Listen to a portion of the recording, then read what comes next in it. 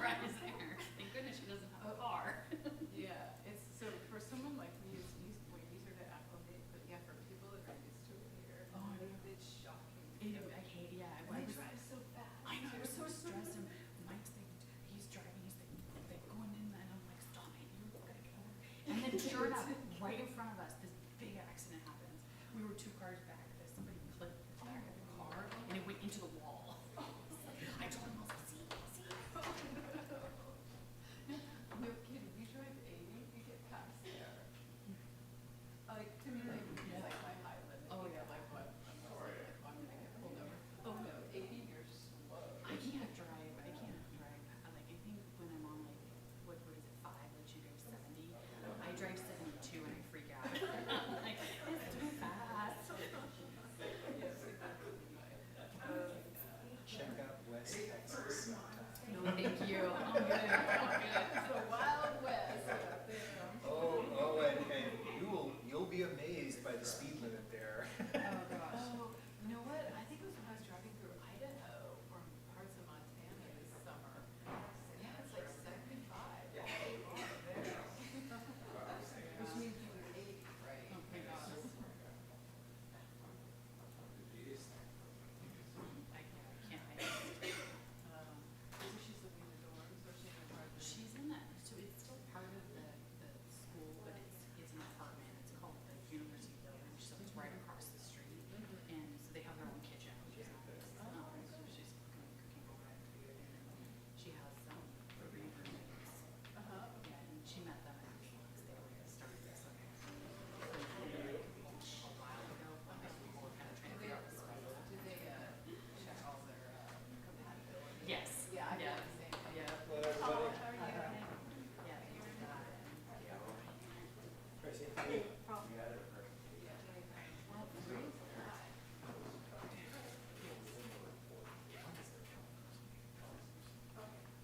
For him to talk about unfunded liability.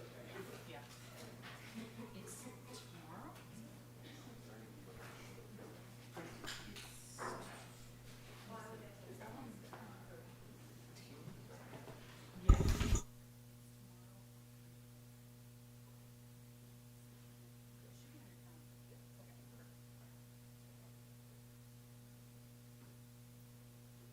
The second terms for He knows it, like, he's really good and everything, so he'll, yeah, he'll be able to talk about all that. And then he also said that if we want, they have, an actuary on staff that can come talk to our finance committee here. Okay, well, yeah, when we get to that, Yeah. then probably we just need some Yeah.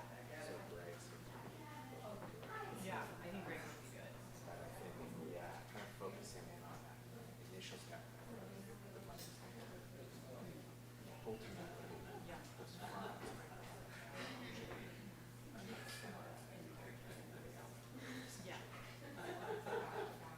Yeah.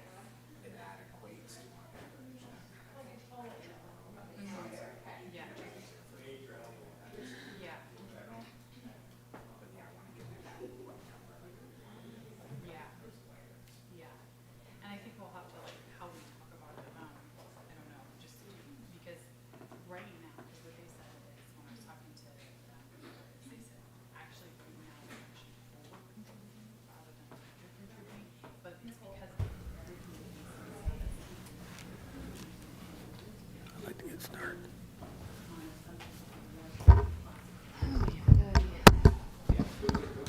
All right.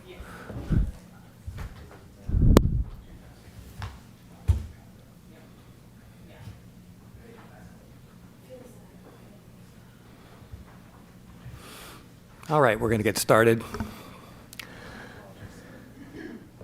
All right, welcome to our regular meeting of August 26, 2025. I'm going to call our meeting to order. And we're going to go right to item 2, roll call. Madam Clerk. Mayor Doring, Here. Vice Mayor Deasy. Here. Councilmember Barrick, Here. Spataroto. Here. And Summers is absent. All right, thank you for that. Please join me in the Pledge of Allegiance. I pledge allegiance to the flag of the United States of America and to the republic for which it stands, one nation, under God, indivisible, with liberty and justice for all. Okay, on to item 4, adoption of the agenda. I know we had a change. This is an amended agenda from earlier. Madam Clerk, can you note any other change, that change and any other changes, please? If there are Sure. any. So earlier this afternoon, we did amend the agenda, and item 11.1 under public hearing will be continued to a date uncertain, and there are no other amendments to the agenda. Thank you for that. I'll look for a motion to adopt the agenda as amended. I'll make a motion to adopt the agenda as amended. Is there a second? Second. There's a motion and a second to adopt the agenda. All in favor, say aye. Aye. Any opposed? None. That motion passes unanimously. We're on to approval of minutes. These minutes in particular are from our August 12th meeting. Madam Clerk, any changes, corrections to note, or any of my colleagues? No. Seeing none, I'll look for a motion to approve the minutes from August 12th. So moved. Is there a second? Second. There's a motion and a second to approve our minutes from August 12th. All in favor, say aye. Aye. Any opposed? Seeing none, that motion passes unanimously. On to public forum. Members of the public are entitled to speak on matters of municipal concern, not on the agenda during public forum. Each person's comment shall be limited to 4 minutes. Each person is entitled to speak on any non-agendized item only once at any meeting. Brief questions by council members for clarifications may be posed and answered, and council members may make requests that items be placed on future agendas. But in accordance with state law, no substantive discussion or action may take place unless and until the matter properly appears on the agenda. Anybody wishing to approach and make comment during this time, welcome to do so. Ms. DeMann, how are you? I'm good. How are you? Well, thank you. First of all, I want to thank Erica Opp and Mandy Kellogg, who've both been incredibly helpful to me this week in particular. Kudos for a job well done. And I just wanted you to know it hasn't gone unnoticed. Thank you for that. That's great. On to other matters. I'm taking a lesson from Esther Askersloot, who stood before this council time after time for years, advocating for one thing, and that was for a sidewalk on Hunt Street so that she and the other elderly residents on Hunt would be able to walk safely to Safeway. It took years, but someone finally heard her, and she got her sidewalks. So I am back before you again to advocate for a new tree ordinance that will take into account the impact of trees belonging to neighbors that are impacting fire mitigation, insurance coverage, and rooftop solar installations for people who don't own those trees. If you want to put together a committee or working group to explore that, I would be happy to serve. I also want to ask that you revisit the noise ordinance, which seems to have few, if any, limits on the amount of noise neighbors must tolerate until 10 p.m. I urge you to take a look at Yountville's noise ordinance, which is much more compatible with neighborhoods and is based somewhat on the number of people impacted by the noise emanating from any one residence. We had a recent situation in our neighborhood where a neighbor on the street behind us was playing their music so loud we heard it inside our house with all the windows closed, as did our next-door neighbor and the neighbor who lives across the street who thought it was us because it was so loud. I don't think we or anyone in town should be subject to that. And since I have a little more time, I'll save that one for last. I understand that you are the final authority for painting curbs red. We have a serious safety issue at the corner of Childs Avenue and Pope Street. There is often a very large truck parked on the north side of Pope, right up to the existing red curb, which is about 5 feet from the intersection. If you are trying to make a left turn from Childs Avenue onto Pope, it's virtually impossible to see cars coming up Pope Street.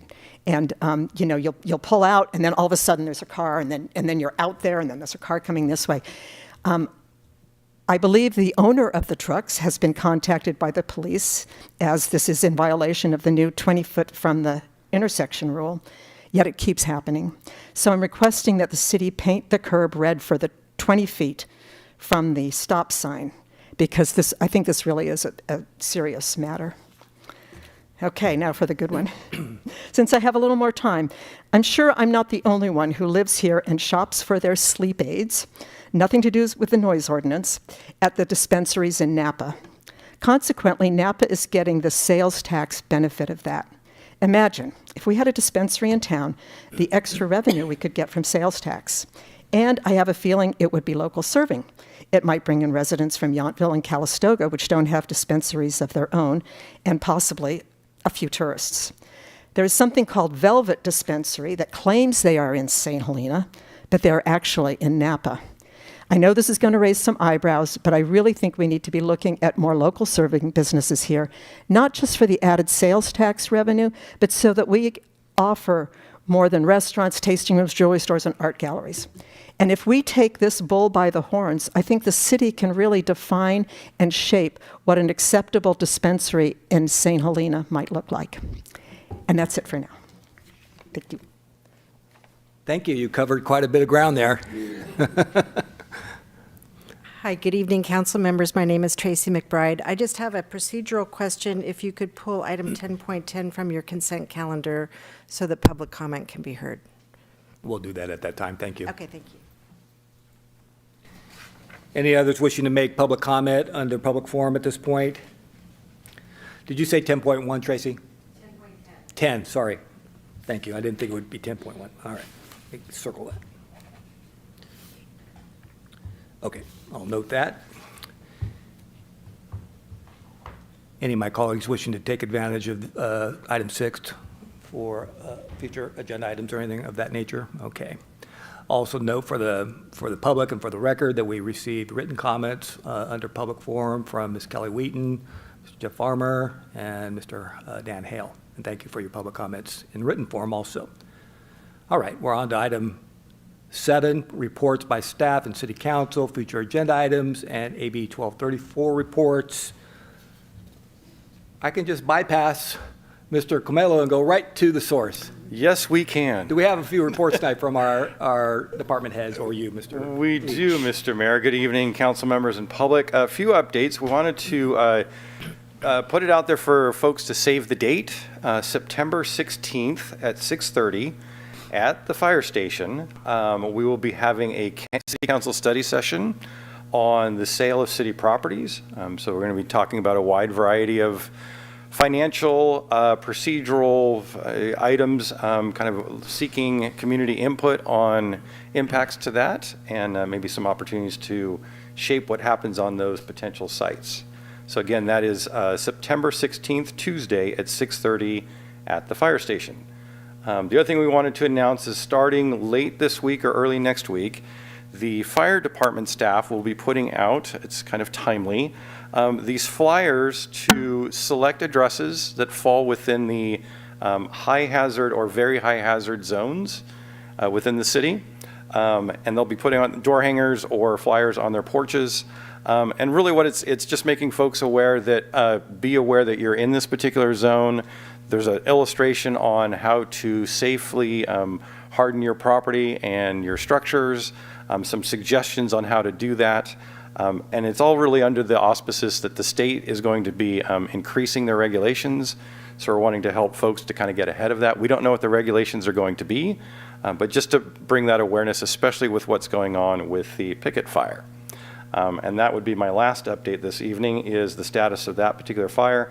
I suspect most people are aware of it, but we have received an update this afternoon from Chief Sorensen, who is on the line.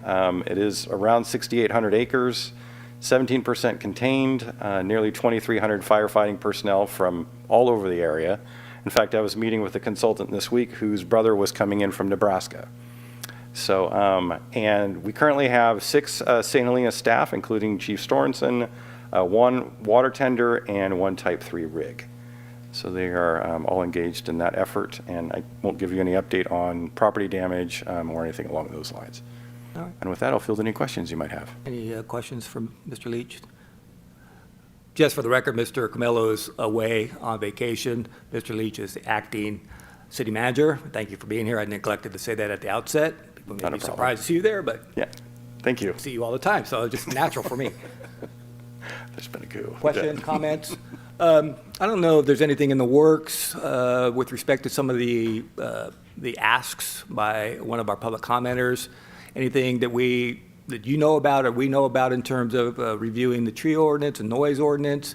Seems to me that from my experience that those may come up from one of our other committees, like Active Transportation and Sustainability. But are you aware of anything, Mr. Leach, at this point?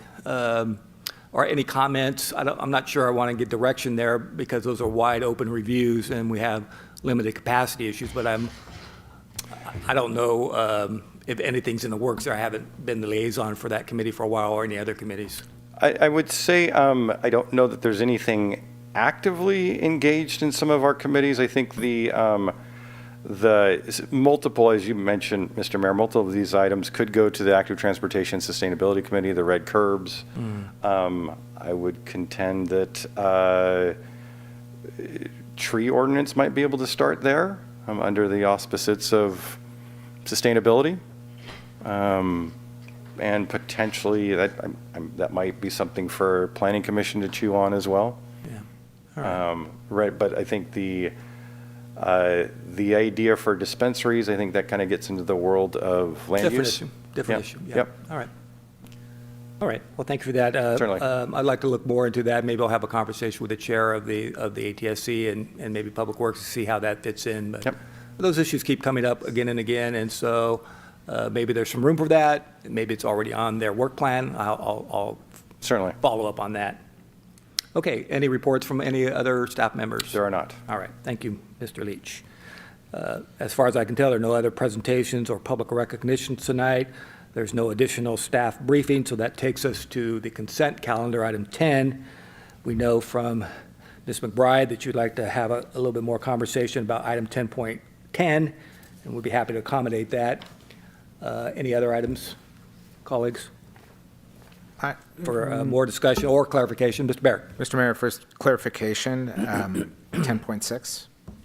10.6, all right. All right, then I will take public comment on those items when they come up, 10.10 and 10.6. I'll look for a motion to pass the remainder of the consent calendar. That excludes 10.10 and 10.6. Make a motion to pass the consent calendar excluding items 10.6 and 10.10. Thank you. Is there a second? I'll second.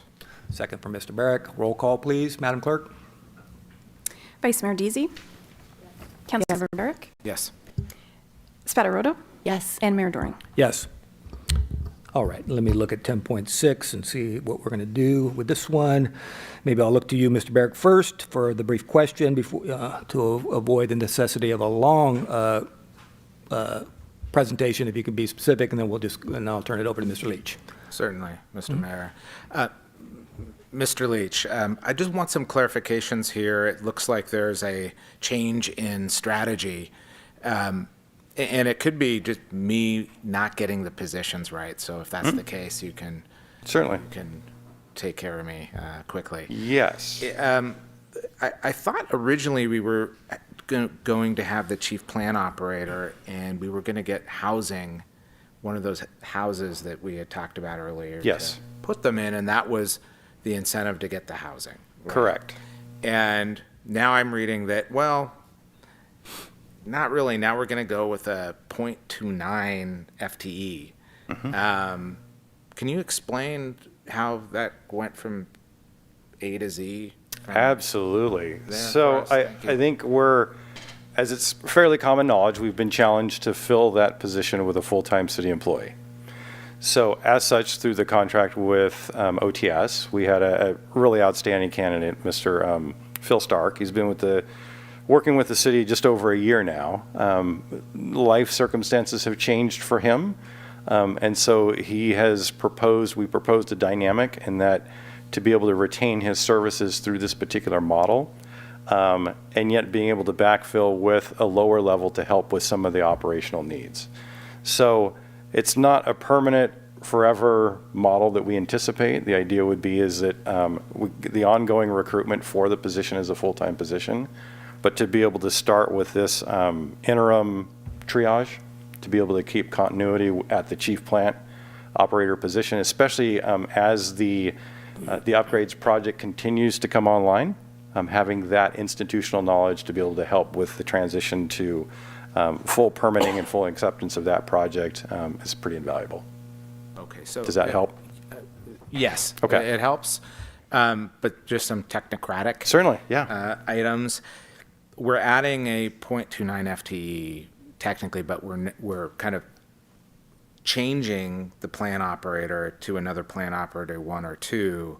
So you're saying this is going to be potentially temporary because of the situation we're in. You want the continuity with this plan operator, and this is how you're going to get Correct. it. It's going to be tough. We're going to need to then authorize another FTE to get another plan operator if that's the case. If that were, yes. Yes, short answer.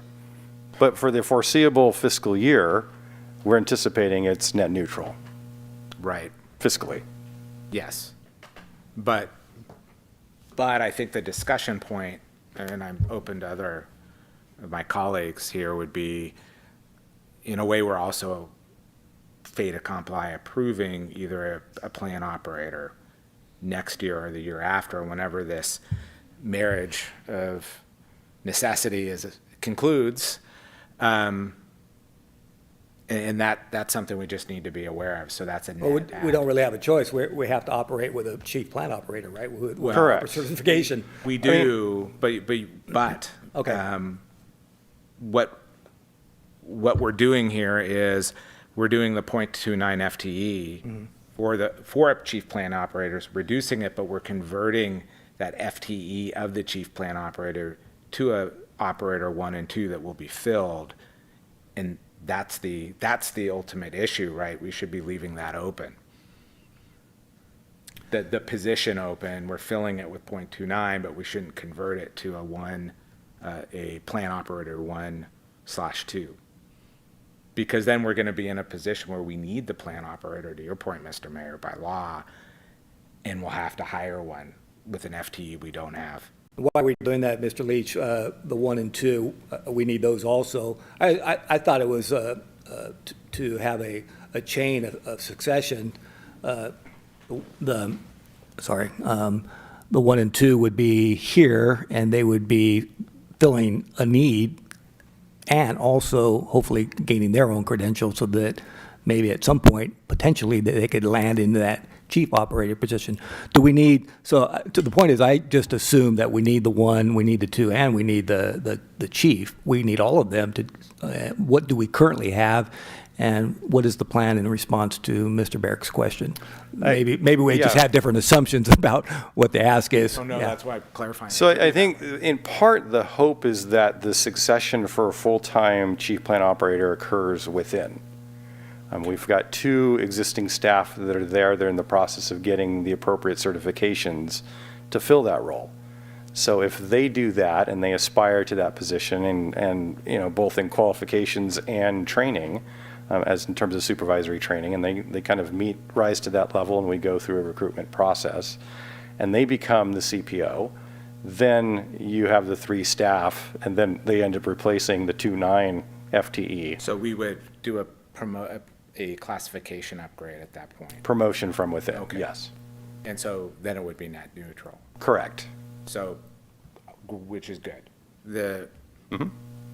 But there's no, right, so just from a standpoint of, you know, time goes by and nobody remembers this meeting kind of situation, is there any kind of safeguards that can make sure that if that doesn't occur?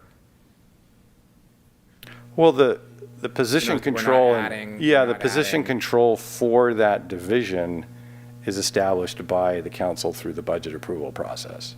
I see Ms. Kellogg approaching. May I add more to it, Ms. Kellogg? An alternative to what we could do is post the recruitment as a limited term. The challenge with that, though, is it might be harder to get candidates interested in it. But if there's somebody who's trying to seek their hours, they might still bite at the opportunity.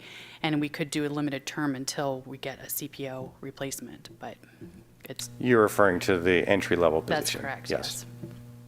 All right. Vice Mayor Deasy, did you have a question or comment?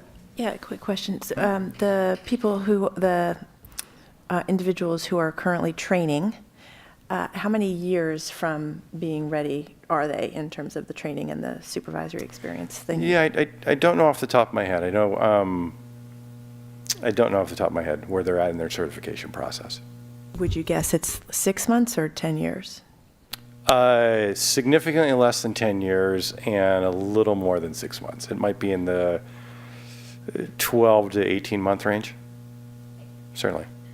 All right. Any other questions or comments? I'll take public comment on item 10.6 just for reference, so that folks know what we're talking about. It's approval of a resolution authorizing recruitment of a wastewater treatment plant operator, appointment of a part-time chief plant operator to support wastewater treatment plant operations. I don't see anyone wishing to make public comments, so I'll close the public comment, bring it back to the council. Mr. Barrick, are you satisfied that we can move forward, or is there some nuanced position that you would like to suggest? Yeah, to the point. I appreciate Director Kellogg's suggestion for a TLT position, time-limited position. My concern would be that it could limit Director Leach's ability to attract somebody in the position. However, I'm obviously concerned that, you know, time goes by and we're going to be stuck with no choice but to add an FTE or eliminate one of the positions anyways to put that in. So I think the way to go here for me would be to do a TLT, a 2-year, maybe even above that if the market dictates it to a, do you have an option for a 5-year TLT? I think there is, or is it governed by having to be attached to a project? I don't believe we have a limitation on that. Okay. Maybe a 3-year TLT with that explicitly that, hey, we're looking for the next plant operator. I think for me, that would be the way to go right now. We could revisit it, but there's too much risk, I think, to, you know, just, hey, time goes by and every plan's great until it falls apart. And if this one falls apart, we're stuck. Oh, look, a question, a comment? Sure, Ms. Patarotto. I definitely agree with Councilman Barrick's option. My only question or concern is we don't know necessarily how long it may take for this individual to get to that status. If they if they do kind of their due diligence and research and discover I can't get there in 3 years, so what's the point of me doing this job? Then are we stuck? So just a point of clarification, the recruitment is for an entry-level position. So that's the new recruitment. So it'd be an operator 1 or an operator in training, something along those lines. So they would not be in line to be a CPO for no less than probably 6 years. Once they get through all their qualifications and hours. Really the people we're trying to groom to be CPO are current staff. But what could happen, and more likely, is this gentleman that you have targeted for the 0.29 FTE, right? With life changes, we were gonna hope he was the full-time guy. Now he's the 1/3 guy, and a year from now he could be the no-time guy, and then we're in a jam. Maybe you do a 5-year TLT for that position. And you know, if worse comes to worse. I'm not sure the public knows what you mean by that. Sorry, I'm time limited. Thank you, Mr. Mayor. Yep, thank you. Is that something you can work with? And be honest, why or why not, right? We don't want to put the city in a jam that feels good today, but has consequences that you know, you legitimately can't work with. Right, so make sure I'm understanding correctly. The TLT is in reference to the new position, which is the That's right. operator in training, the entry level. That's right. So your question is, can we work with a 5-year versus a 3-year? If you can work, obviously, with a 3-year, that's better for us from Yeah, the standpoint of flexibility. I think a 3-year is sufficient. Oftentimes, operators in training, they're in a particular position to get the hours on particular types of equipment, so then they can find the next step. Hopefully we'll be here. Which hopefully is here, assuming there's a progression with the other staff, right? So there's a lot of unknowns, and I think what we're trying to accomplish is define the knowns as much as we can, which I think I like the idea with the 3-year limited term, because it helps define it for both us and they, the candidate. It also knows that there's a certain amount of certainty for them that they can be here for 3 years and get their hours and certifications and such. Okay. All right. I'll look for a motion, Mr. Merrick, from you with the amendments that you are suggesting, if that is in order. Mr. Merrick, Yeah. it's up to you to make the motion, but I Yes, assume you want to. Yeah, I'll fumble through this, but you'll help me. I'll make a motion to approve with the adjustment of turning a plant operator 1/2 to a 3-year TLT, And a again, time-limited term position. all right, is there a second? Second. All right, there's a motion, a second. A little before you start, I didn't really get clarity on the housing. I didn't think that was a binary choice. We're still going forward with the housing, correct? Correct. Because that is Correct. important to attract. If it doesn't Yes. work, even if it does work out from in-house, it would be a nice incentive for someone to stay Correct. here rather than to take that person from outside our organization. So we're still moving along Yes. that. Okay. Yes. All right, there's a motion and a second. Roll call, Madam Clerk. Councilmember Barrick, Yes. Spataroto, Yes. Vice Mayor Deasy, Yes. and Mayor Doring.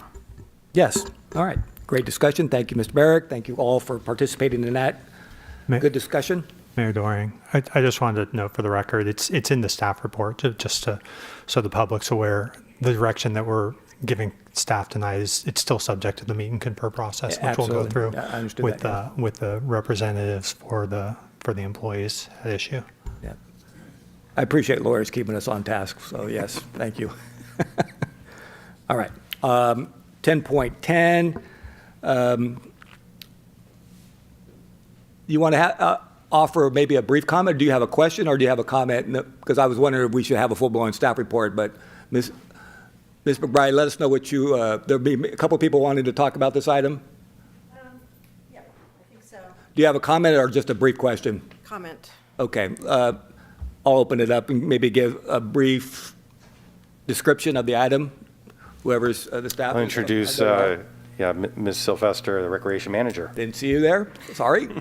Just a very brief outline of what's expected here. There's maybe some clarification needed in the staff report. Absolutely. Welcome. Thank you. Thank you, Mr. Mayor and Council. So tonight before you is the resolution to authorize a temporary street closure for the Barrel Tree happening November 24th through January 5th, 2026. So this comes before you each year. This is another year of this for the holiday celebration that happens throughout the month of December, partially in November and January as well, from Main Street to Railroad Avenue on Hunt Avenue itself. So just an overview of that, we do close it for the installation on that 24th day of November, and then it comes down on January 5th. And during that impact, we do notify businesses in the immediate area. Caltrans, we work with them on Main Street for alternative routes for trucks to take to the local businesses, and we will communicate more so with the businesses such as Safeway or anybody expecting deliveries on routes that Caltrans can work with us on that do not impact neighborhoods as directly as they may have in the past. So we will work directly with our suggestions to Caltrans on that as well. All right. Thank you for that. Any initial clarifying questions? The staff? So now I'll open it to public comment. Ms. McBride, you have the floor. Wonderful. Thank you so much, Mayor and City Council. Good evening. My name is Tracy McBride. I reside at Hunt Avenue in St. Helena. I've been back and forth to St. Helena my whole life, and now I'm back to stay, and I'm very happy to be here. The Barrel Tree, I think, started during COVID, likely as a, outdoor socializing, and I think we all gave it a pass because there was some inconvenience to closing Hunt Avenue, but it was COVID, and we wanted people to socialize and to still be able to go out and gather. I do know that some others maybe want to move the location, and I would support that, but my main point tonight is to talk about truck traffic, semi-truck traffic, the character of our streets, the safety of our streets, and keeping our street pavement in good order. It's my understanding, I'm really pleased to learn from the recreation director that trucks will be directed up to Adams Street. For example, the Safeway trucks, the big semi trucks up to Adams Street and over, but I did not see that in the language of the approval or the reports. Maybe I missed it, but what I'd like to see from you tonight is affirming language talking about semi trucks really shouldn't be on residential streets unless they have to be. And if the direction is that semi-trucks should be going up to Adams, over to Safeway, I really like to see that in your resolution. I'd like to see the city council send a letter to Safeway stating so it's part of the public record. So if a member of the community wants to stop by Safeway and say, hey, I'm actually seeing trucks on my street, you're supposed to be using Adams Street during this closure, that we have some backing from you on that.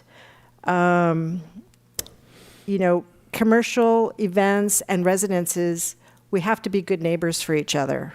It's not all about the commercial side, let's have a party and everything is great. We want to, show some respect and give and take for each other to make this happen.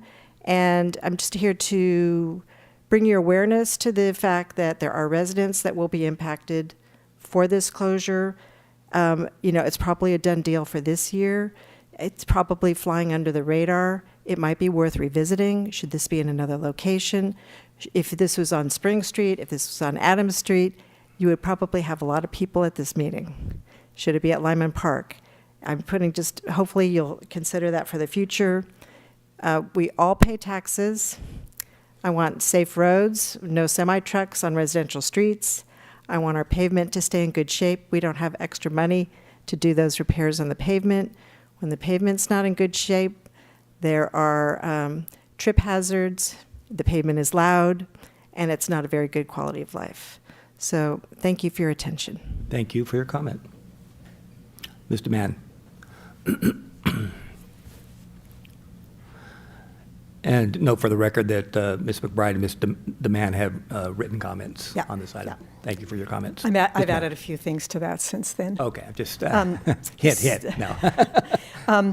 I, too, am a resident on the east side of town, and I am requesting that the city find a new home for the barrel tree, as the closure of Hunt Street is a major inconvenience for those of us who use that street on a regular basis. As Tracy mentioned, trucks servicing Safeway have to find alternative routes to get to the store, perhaps driving through our neighborhoods and causing impacts at other intersections. Trucks directed to turn right on Adams Street will make waits at that light even longer and will add significantly to the traffic congestion on Main Street. It also causes unnecessary waits to turn off of Main Street, as it closes one of the thoroughfares for traffic wanting to go east, and again, traffic congestion and carbon emissions. People coming to St. Helena on Highway 29 from the south are figuring out that they can avoid the traffic congestion in town and getting into town by turning right on Charter Oak, left on McCorkle, then taking either Church, Edwards, or Childs to avoid all that. Further impacts on our neighborhoods from traffic congestion on Main Street. I understand that the merchants think it is important to bring additional tourist business to downtown during the holiday season, but recent sales tax studies published by the city have indicated that most of our sales tax revenue is not generated by Main Street stores, but rather from local serving businesses. As per the city's annual comprehensive financial report for the fiscal year ended June 2024, these are the top 25 producers of sales tax revenue for the city of St. Helena in 2024.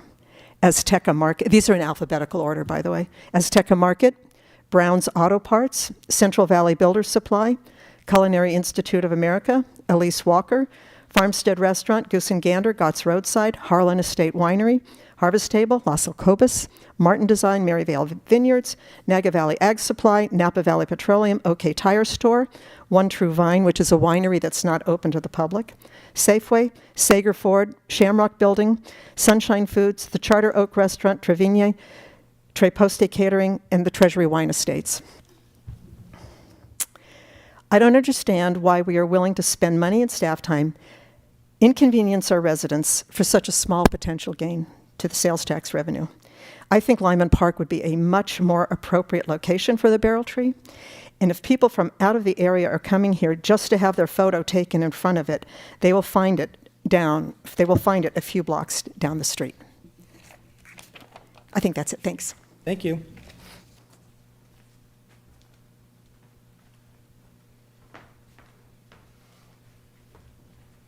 Mr. McKelly, how are you? I'm fine. I'm Anthony McKelly. I just wanted to give you some information from a Safeway manager that I know that's retired here in St. Helena. Safeway trucks cannot go up Main Street and turn on Adams. They will take out that electric stoplight. You have to figure out another way to get Safeway in there, unless you're going to run them up Oak Street, turn on Adams, which they can't make.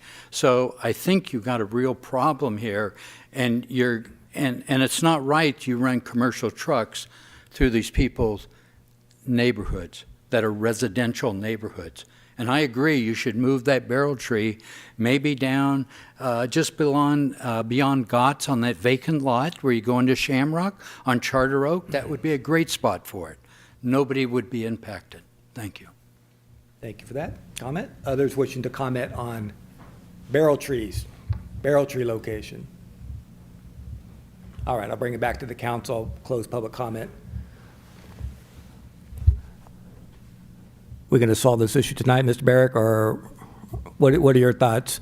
I Some good points raised. resonate with the speakers on a lot of these things. I think the semi-traffic, I was heartened to hear our director of Parks and Rec, our interim director of Parks and Rec, state that they were on it and that they were looking at making changes. I do agree that it would be a good idea to get that language modified. So from the initial language in the staffing report,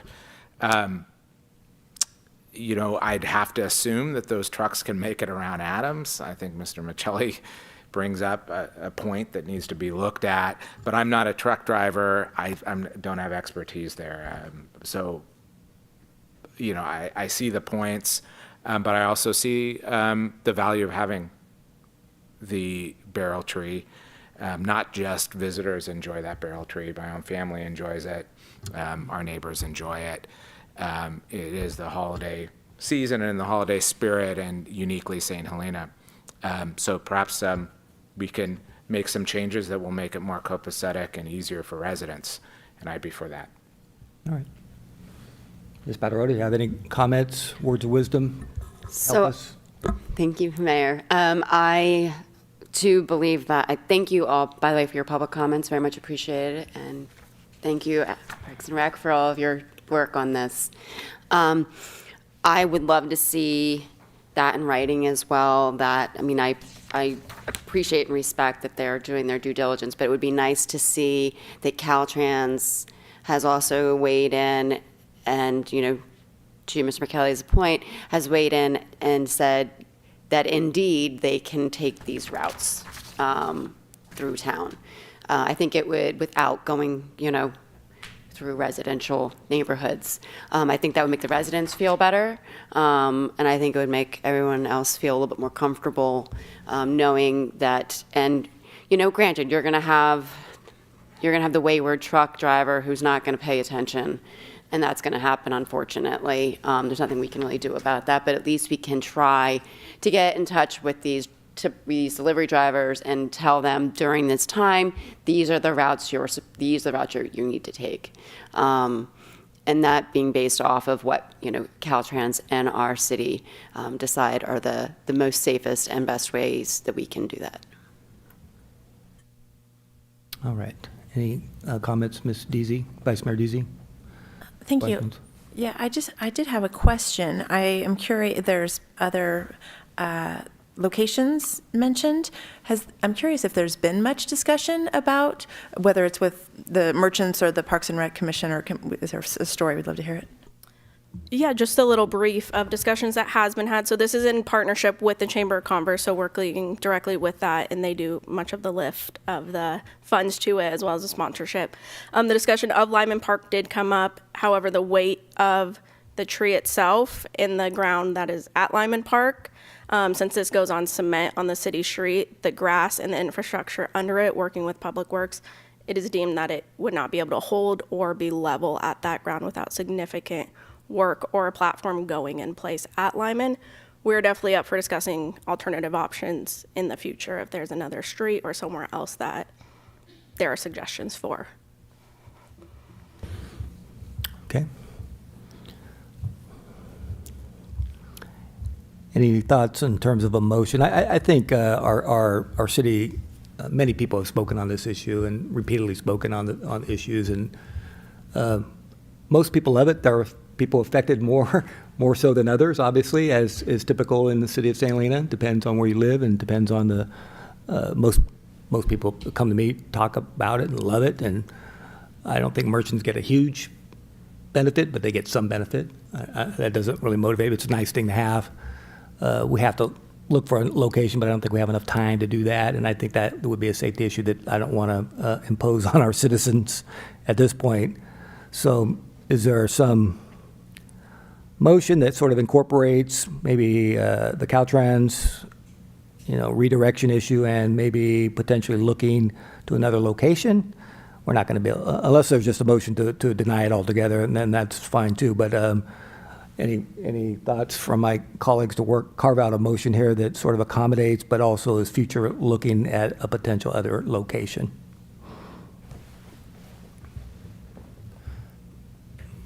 I'll try it and see if I'm getting it right. So would the motion be to approve the plan for this year with the suggestion or requirement, I'm not sure, of Caltrans officially directing trucks onto Adam Street, and also directing, I don't know if it would be Parks and Rec or the Chamber, to come back with some kind of a report on potential locations for the future. What do you think, Mr. Walsh? I don't know if we can necessarily direct Caltrans, but we can certainly request. But what is your thought on that part of it? That's my only, well, for one, we can't direct Caltrans. That's correct. But also just, I wouldn't want to be so inflexible as to, obviously this is something we would have to discuss with Caltrans as to what's viable and what, so you could direct staff to meet with Caltrans and discuss appropriate alternative routes and maybe come back to council on that point. Is that satisfactory, Ms. Deasy? Yeah. All right. So that is a motion with the slight adjustment there. Is there A second. There's a second. Do we all have the motion clearly in mind? Yeah. All right. Madam Clerk, roll call, please. Vice Mayor Deasy. Yes. Councilmember Barrick. Yes. Spataroto. Yes. And Mayor Doring. Yes. All right. Good discussion. Thank you for the public comment, written and orally. And so we'll now move on. As stated, our public hearing on item 11.1 will be continued to a date uncertain. So we're back to, thank you for all the comments, by the way, from folks who wrote in on that, and stay tuned on that item. Item 12 is old business. 12.1, request for authorization to publish the bid announcement for the Main Street St. Helena Pedestrian Improvements Project. Mr. Leach, I'll have you introduce the item and staff member, or and I will pass the baton to Assistant Director of Public Works, Mr. Eric Jansen. Mr. Jansen, welcome. Mr. Mayor, members of the council, we are bringing before you this item again to request your authorization to take our sidewalk project to bid. Oh. Yep, a little bit closer. Thank you. That'd be great. Thanks. Is that better? Yep. So may I have the next slide, Erica? So just as a background of the project, this is a sidewalk replacement on Main Street between the intersections of Pine and Adams. The city sought funding through the OBAG program starting in 2018. We have an award of $1.2 million with a rough estimation that the overall project will cost us about $1.8 million. OBAG funds utilize federal funding. So the project is subject to all the rules of federal procurement. Most notably, this includes NEPA compliance, the Buy America provision for steel, And projects that fall into these requirements are forfeit if we are not able to meet them. And this is something that needs to be carefully considered by council as we move forward. Next slide, please. So city staff are aware that there are certain items in the project that are of great public concern. Most notably are trees and the tree species that we have proposed. And I would like to apologize to the council because the staff report included older information that did not take into account council direction from last November. So the city has elected to install Zelkova and also Chinese pistache trees. These are consistent with the trees that were also selected for the Phase 1B portion of the project. This would be the paver improvements that we did late last year and early this year.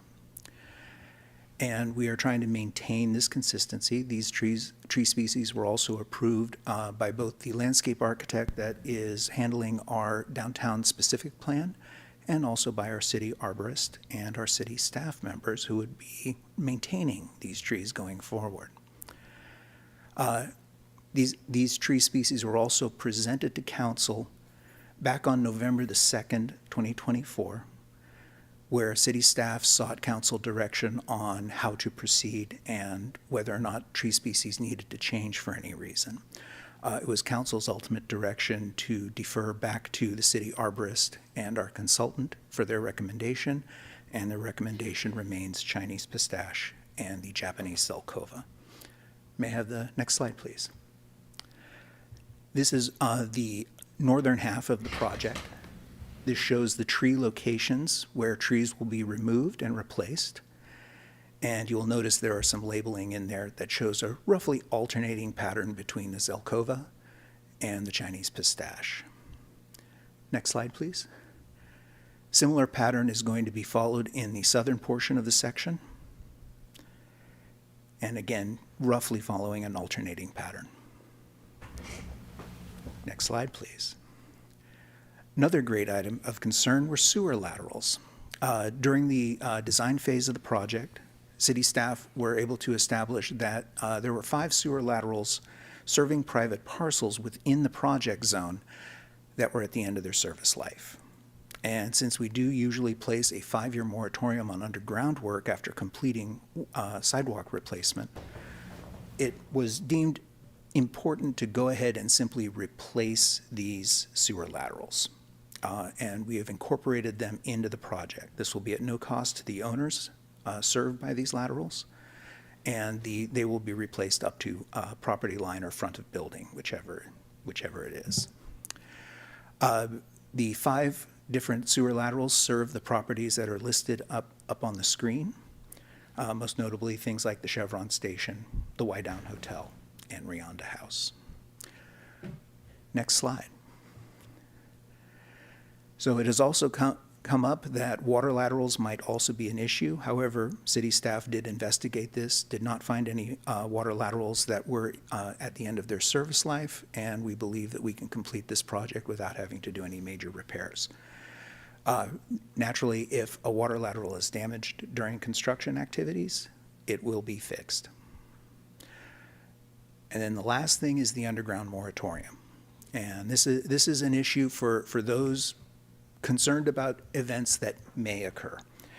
Once we complete the sidewalk work, it is Public Works' preference to place a 5-year moratorium on underground work. This is intended to preserve the new concrete. It is not a strict prohibition. Should emergency work be needed, it can be performed. However, enhanced surface repair will be required, which usually means a larger section of whatever trench or excavation is created is patched back in order to preserve the integrity of the new sidewalk and its aesthetics. Last slide. Does the council have any question about this project? Look to my colleagues for any clarifying questions before I open it to public comment. Ms. Barrett. Mr. Mayor, thank you, and apologies for being absent in the last discussion. So bear with me. I know you folks No worries. probably Thank you had for a- that comment. Okay, thanks. So the trees, and thank you for the report. I think it clarifies a lot of the missing pieces for me. So thank you for that. But on the trees themselves, I've had a lot of, I'm not an arborist, and I like trees, and that's as far as it goes. But I've heard a lot from citizens who have serious concerns about, hey, these trees are going to grow up, it's going to rip up the sidewalk, and we're just going to repeat the sins of the past. And of course, nobody here wants to do that. And I'm sure you guys don't want to do that either. Can you share what the arborist and the landscape architect has said about these trees, knowing those concerns? And are they set back from a building? I hear 15 feet for these trees would be the right spacing from some. Can you give us more information there? So the tree species were selected in part because they have a reduced impact on sidewalks. Their roots are not surface roots, so they are less likely to cause heaving of the sidewalk. The tree species are also very drought tolerant and are best suited for our climate. That was the criteria used to select them. And, like all things, they are natural, they do stuff on their own, but they are, in the opinion of both the arborist we have hired and the arborist who is on our staff, the best choice. And I would just dovetail onto that. The landscape architect for that's working on the downtown specific plan has done multiple streetscapes and landscape kind of a type of environment similar to this. That he said these when you do this type of tree selection, as well as the root barriers, modern root barriers, that's part of the dynamic. They tend to be successful. We're just having brief clarifying questions. If there is one, that's fine. I don't want to open up for comment till I hear from the public, but Ms. Deasy. Thank you. Yeah, can you just say a teensy bit more on the root barrier system or plan? Yeah, it's a material that goes around the root ball that keeps it confined from spreading out. I think there's a suspicion that what was put in 20 plus years ago may have not been to a sufficient standard, clearly. So the idea is that modern techniques and modern planting materials for those root barriers are successful in this kind of environment, at least according to the landscape architect. All right. We'll bring this back to council for discussion. I'd like to open the matter for public comment first and see if there is any additional public comment on the matter. Ms. McKellar, do you have a comment? Yes. Okay.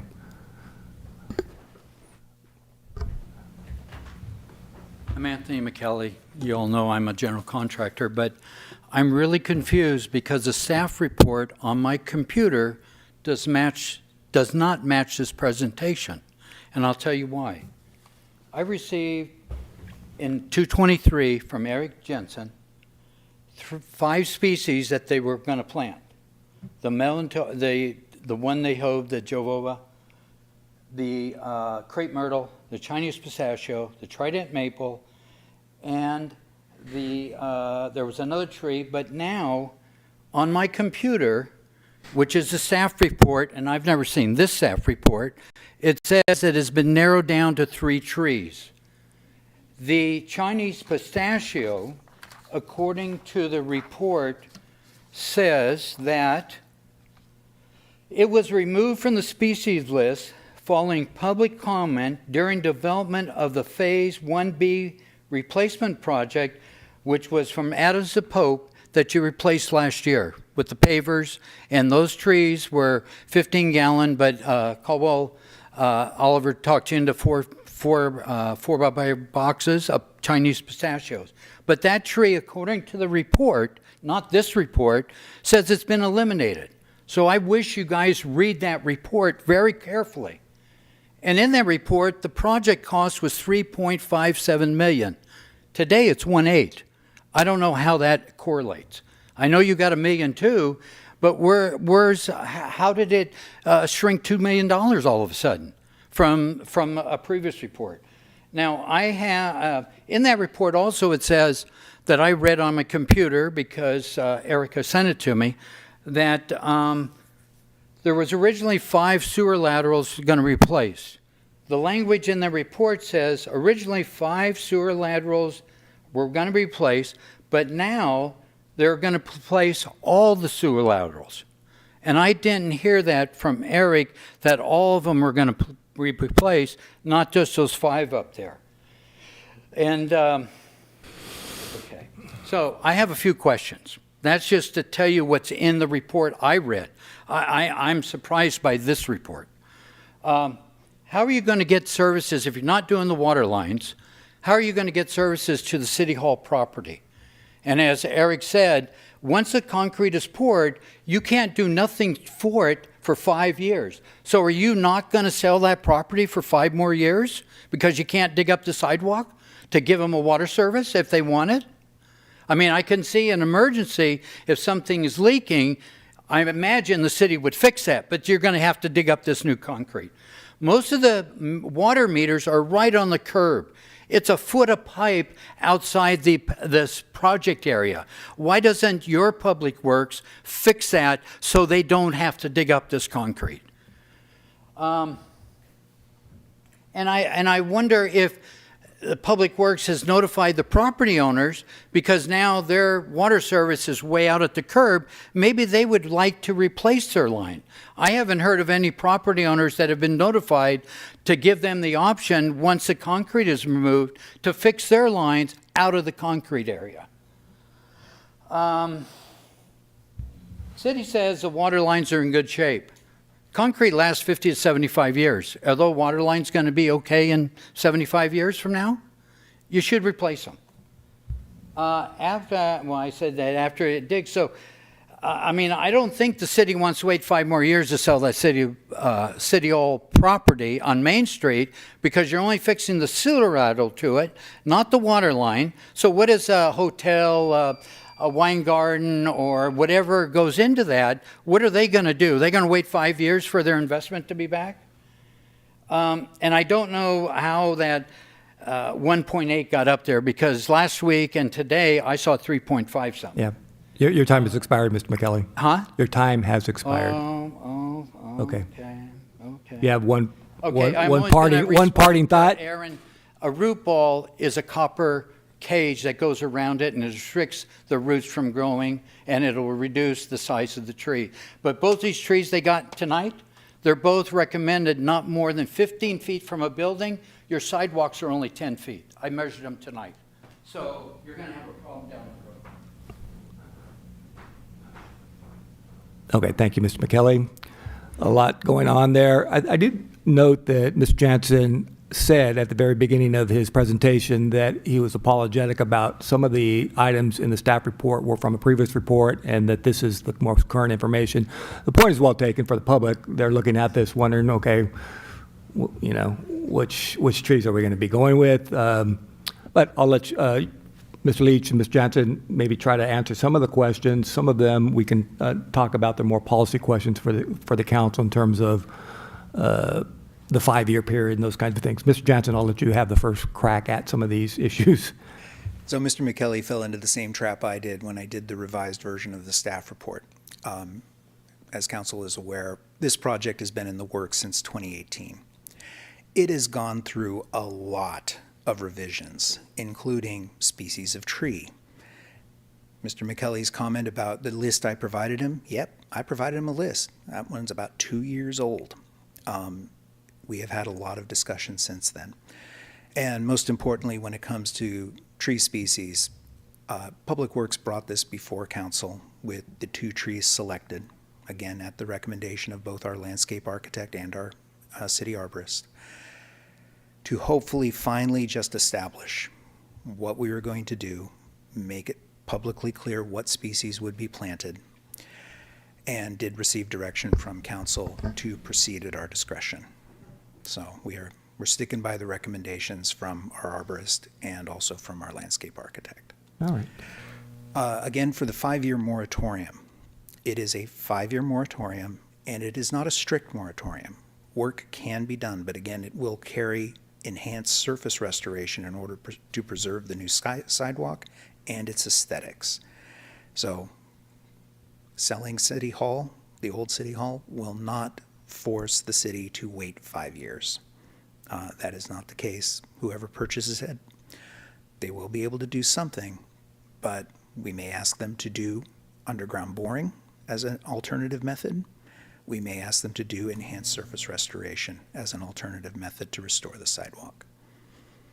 Can I provide a point of clarification? So when Mr. Jansen refers to enhanced surface restoration for sidewalk, it could be in terms of going an additional flag or score out from where the trench is. So it's consistent, it looks seamless. I think Mr. McKelly brought up at the last meeting that you'll still have a color issue because new concrete, it's almost impossible to match older concrete, even a year or two, 5 years old. But the idea is that the seams match, the score lines match, and that'll be consistent, at least that aesthetic. We also have the option of requiring whoever does the restoration to add lamp black to the concrete, which enhances its appearance of age. Okay. All right. If I could add a couple more comments. Of course. Ms. Leach. So the commentary about what happens if you expose water service lines and they're damaged or in need of repair, the project will have a contingency associated. We're not going to go after property owners in the midst of construction and say pay up. The project will absorb those costs within its contingency. And I think we clarified the number of laterals that are being replaced. We have 5 on the screen.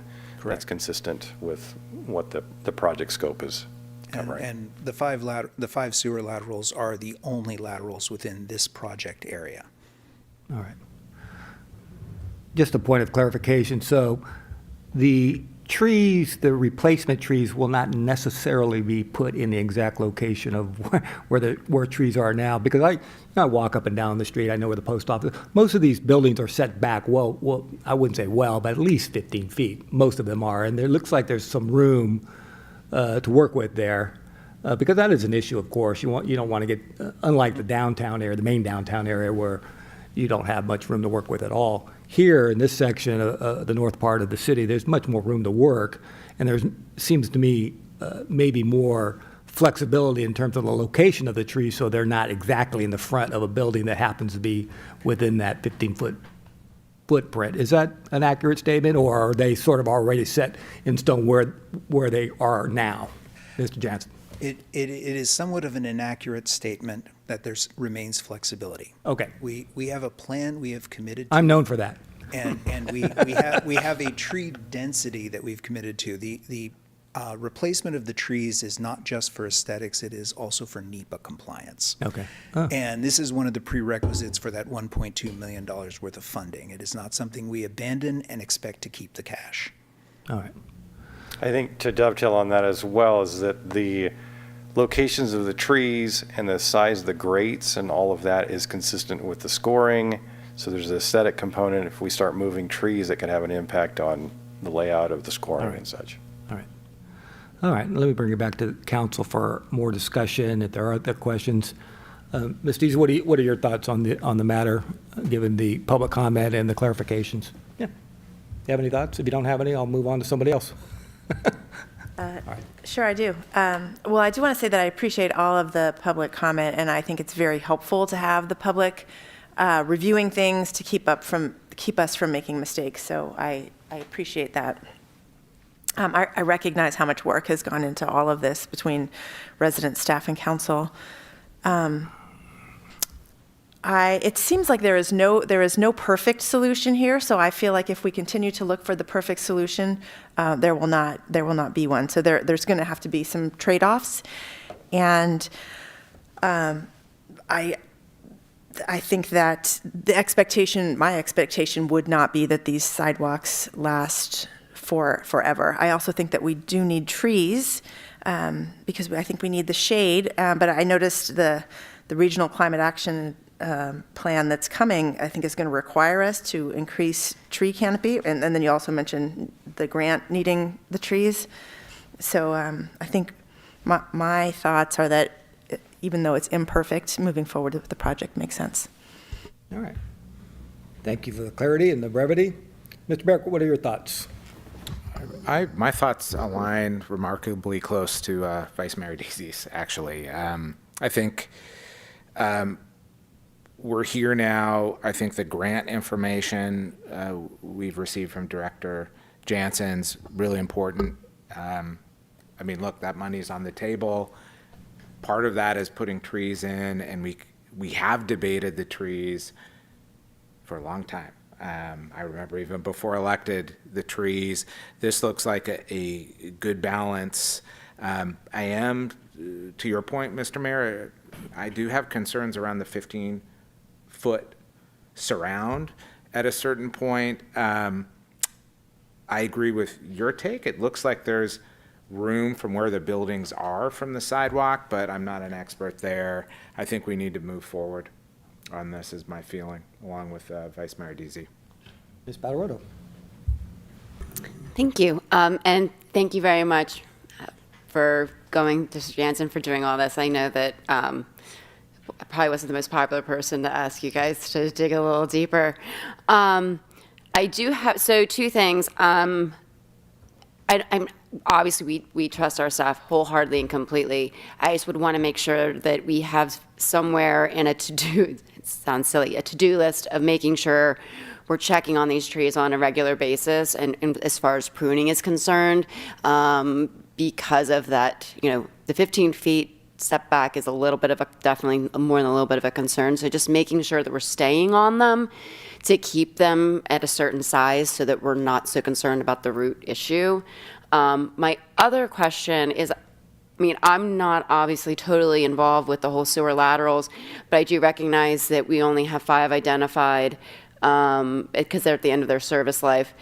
The other businesses in town, what is their service life on average? Not relevant to the project. They are served from mains on other streets, so they're not impacted. There will not be a 5-year moratorium on the sidewalks that they would have to go through should they have to repair their sewer laterals. It is only these 5 laterals that are served by the Main Street sewer main. So we are just replacing them all. We are not asking questions. We are not evaluating them any more carefully than we already have. They were all cameraed several years ago, and we know they're at the end of their service life. There's no point debating them anymore. We're just going to replace them all. But to your question regarding service life of laterals, it really depends on when they were installed, the material. So those kind of factors play into, and then if it's a restaurant that generates grease, so those are kind of variables that impact service life. I guess my reason I was asking the question is just, if we're in there doing this, do we offer these other businesses the option while, to have them done? And then if we were to give them that option, would they, or would we, would be there some kind of the city pays $1,000 or whatever, and then they pay back the remaining amount. I don't know. I'm just asking a question, because if I'm a business owner and you're drilling down anyway, I may want to replace them now as opposed to wait and then have it all dug up and have to do it later. I don't know, depending on how old it is. But So just to clarify, there aren't we any are. other businesses.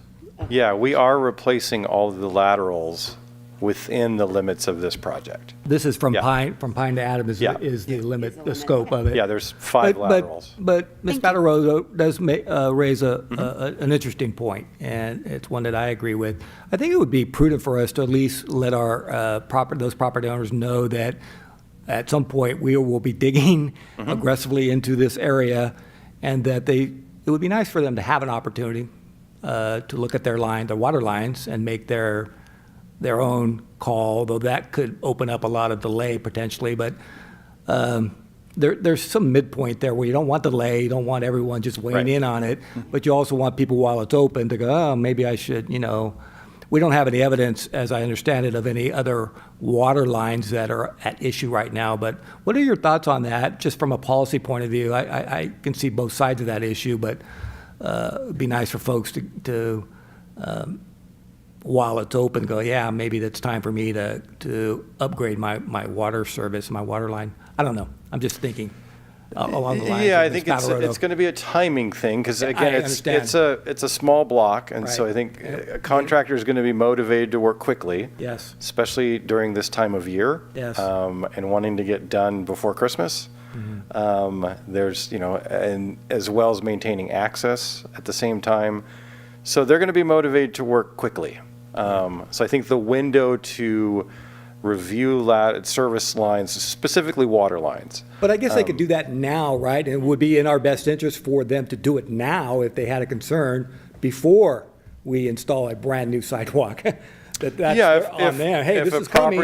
Certainly, if a property owner wanted to pull an encroachment permit and have a contractor go out and saw cut the limits of their service line to just inspect. Because that area is going to be replaced anyway. It is. A new replacement. We right? could probably do an asphalt patch as a temporary repair, which is significantly less expensive. All right. It's a creative approach. All right. Other comments from my colleagues? I think we've exhausted. Oh, very good points, and we're we have a grant that's at stake. We have a lot going on here. This has been delayed for a while, so it'd be nice to get this done. But I understand we're not going to achieve perfection, but we should get as close to perfection as possible for the reasons stated by many of our public members. So. Well, I'll look for a motion on the matter. I don't know if there needs to be anything added to it, but I'll let the motion maker make that decision.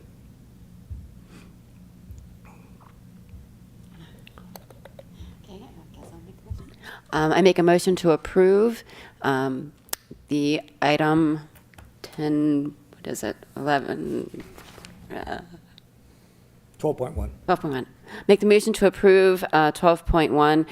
I don't know if we should maybe add any kind of amendment with a regularity of pruning or attention to the trees, or if we just approve it as is. That would be my only If I question mark. could make a suggestion, that might be something you want to add when we accept the project after construction. Thank you. Certainly. So I'll just make a motion to approve the item. And technically, it's called a request for authorization to publish the bid announcement for the Main Street St. Helena pedestrian improvement projects. And so we all know what that is. Is there a second to Ms. Batarota's motion?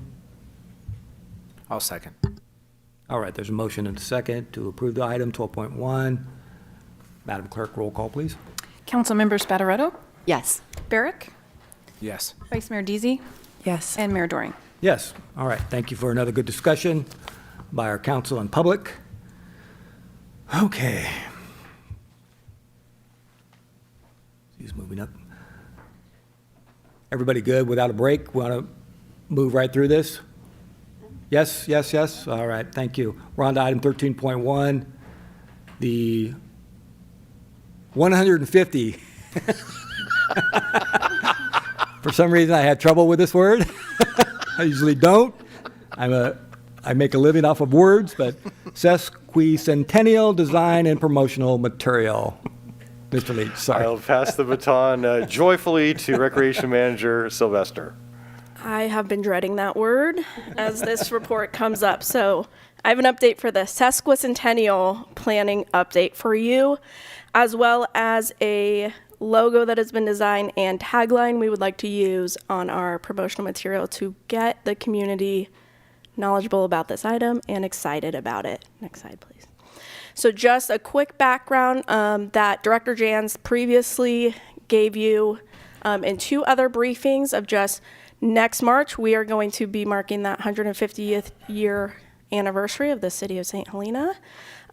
We have formed a committee, and we now have a chair and vice chair leading that committee comprised of community members, and they have been developing, through a lot of work, a framework of what the whole entire year of events, programs, historical knowledge and everything will look like for that year, and we will come back at a later date to show you what that year of event looks like. And then the committee has now gone from planning stages, and we are ready to promote and implement and let you guys know the exciting stuff that's going to happen What next is that year. building in that photo there? So that's over off of Railroad Avenue across from the fire station. That's what I thought. Yeah. It looks old even in an old photo. It does. Looks a lot better now. Next slide, please. All right. So next steps for you, just to give you a little layout of where we are. So planning is going to continue even when we hit that 150th March date. We're going to keep planning out through the year. Marketing and plan has been developed with that brand. Promotion, we would like to begin after this council meeting, if approved. And then a year-long calendar of events and programs, as I mentioned, is in development and will come back to you in early October, so you can look through those approved, give any input that you have on that. And then fundraising and sponsorships will start after that as well and continue to partake during the year to raise funds for all those events, in addition to the city money that has been allocated to this. Next slide, please.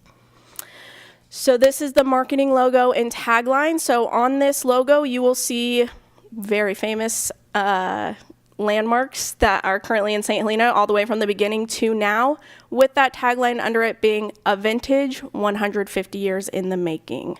And so the thought behind this, it kind of, if you look at it from one way, it looks like a wine label a little bit, which I think is very fitting for St. Helena, as did the committee.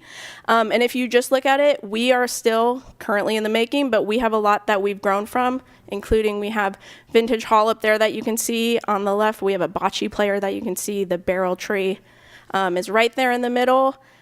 Lyman Park gazebo.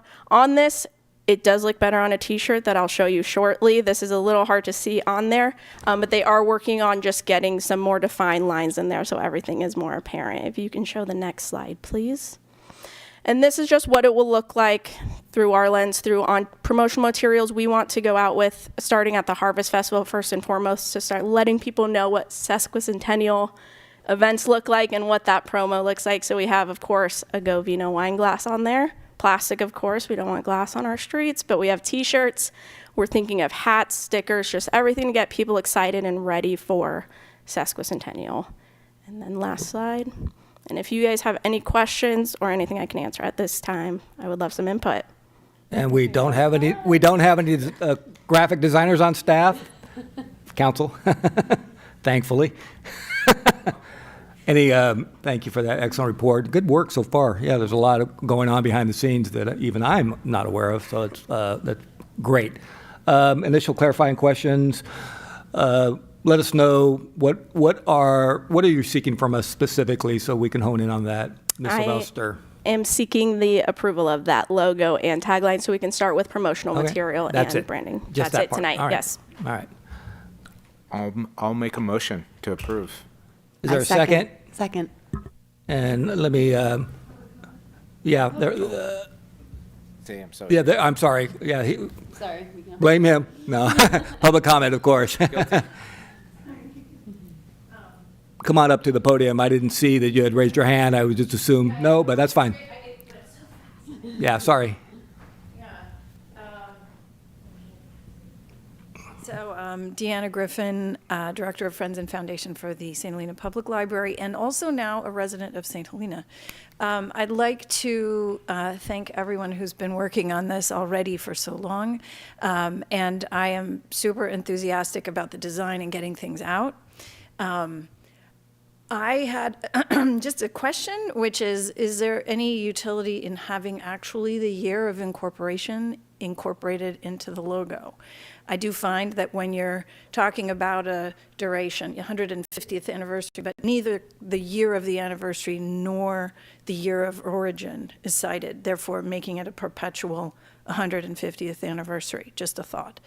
Secondly, the monuments selected are very compelling and totally make sense to me in 2025. We just heard a heated discussion about the barrel, and it is the central item of the graphic.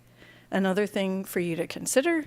And finally, I don't see the public library there. It is from the period that we are talking about. Now, I'm not going to say that the library as it exists is the thing, or is it the Carnegie Building that was constructed in 1908, but the identity of the library for a long time? I just wanted to put some things forward for your contemplation, and I do regret that my own participation in the sesquicentennial team has not yet come to pass. So I recognize it's my failure for not having shown up for that, but those are some thoughts, having seen the graphics today for the first time. Thank you very much. Thank you for your comments. Thank Maybe we can bring that picture back and see if my excellent comments. I'm not prepared to make any changes right now because I don't think the barrel tree in and of itself is necessarily going away. The location is the issue, so I don't see that. But it is predominant. I think frankly, it's fine. I mean, yeah, I don't know. I trust that it's been, gone through many iterations. Some will ask, and I'll ask right now, just because of how I look at the world, the electrolliers, that is an historic. The lights downtown are really pretty cool. Maybe that was in a prior version, they got it edited out, I don't know, but maybe they just don't have this, it's hard to, because it's such a small item, each individual item is small. I'm really okay with this. I think what are your thoughts about the year to year? Does that limit us or does that expand us? It's kind of an interesting thing. I'd have to think more about that and maybe meditate on that to see how it comes to me. But what are your thoughts, Ms. Absolutely. So just to hit a couple of those points. So the barrel tree, I will say, it does look like a honeycomb right there. They did take that back and they're slimming it down. So just those initial thoughts, you will see it's the barrel tree on there. Yeah. The lights itself, that was a discussion in the electrolliers down there, with it being them such small fixtures. When they did do the original scape on it, you couldn't really tell what they were. And trying to size this. So we are trying to still kind of get that proportion sizing. So a bocce player doesn't look like the same size as vintage hall, because we understand that's not practical. So we are just working on the sizing. This is, again, that idea with it. We are not opposed to adding the years. That discussion has come up more recently, just this week, even yesterday. And we are happy to either add the incorporation date, 2026 into that, both of those dates. So we can make those adjustments and add that into it easily, whether it's below or whether we can incorporate in some artistic way. Again, I'm not artistic. I didn't create this, but the committee did. Right.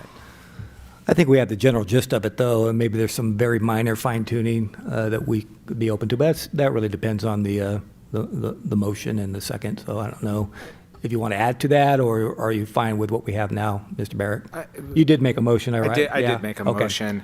I think, these folks are putting in the work here. This draft product looks great. And yes, you guys are talking about potentially right-sizing this. And I think we should leave it to their discretion that those pieces could be added in. Maybe it will be a surprise after a discussion, but I wouldn't want to usurp creative authority there. It looks, I'd be perfectly fine if it just was like this. I think we let the creators keep creating based on the feedback. It looks like they're talking about it. All right. Thoughts from others? Other contrary views or similar views? Everybody? Yes, Ms. Patarotto. Sorry. Yeah, I absolutely love this. Thank you. I mean, I think you guys always do such a great job, and really appreciate all the hard work that goes into this. I mean, I wouldn't mind seeing like an EST dot, maybe give us like a couple of, next time after you guys have fine-tuned it, maybe have like a couple of options. But it could be like this, and I would be totally happy. Again, like, Councilmember Barrick said, I leave it, I'm not an artist either. So I entrust you guys to put this the staff to put this together. We've already done an amazing job, so I'm good. All right. Not sure if there was a second-tier motion. I did. There's a motion and a second. Any other comments, Ms. Deasy or anybody else? Okay. Madam Clerk, we'll have a roll call, please. Councilmember Barrick? Yes. Vice Mayor Deasy? Yes. Councilmember Spataroto? Yes. And Mayor Doring? Yes. All right. Thank you for that. Let's take a 5-minute break, please.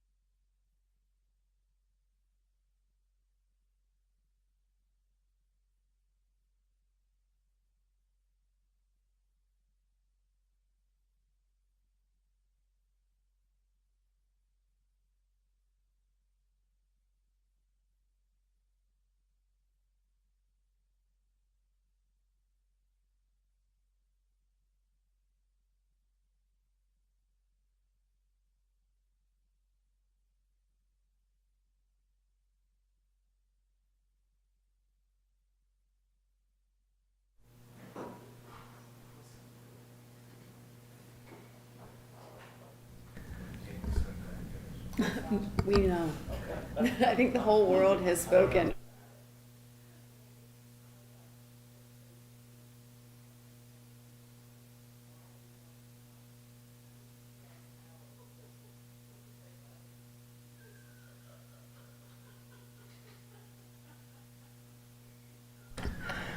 We're going to reconvene our meeting after some very serious conversation about a famous engagement involving a tight end and a world-class entertainer.